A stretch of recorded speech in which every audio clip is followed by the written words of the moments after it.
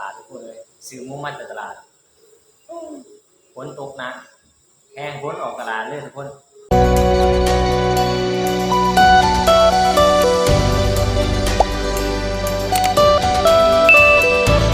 การทักทายสบายดีทุกคน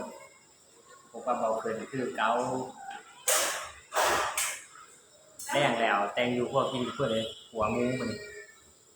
แต่อาหารแรงหัวมู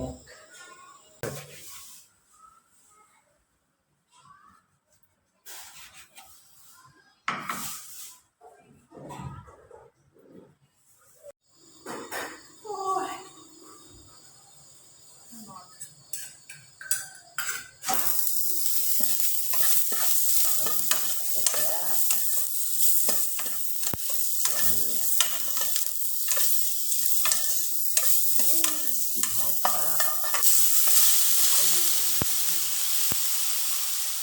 เอามุยๆเลยนะ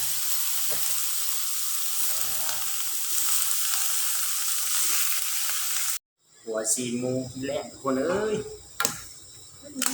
หอมหุยๆเลยใส่ใบขี้หูดผักแล้วอันนี้เป็นยังผักใส่เนาะผักกาดขาวทุกคนผักแล้วหัวมือ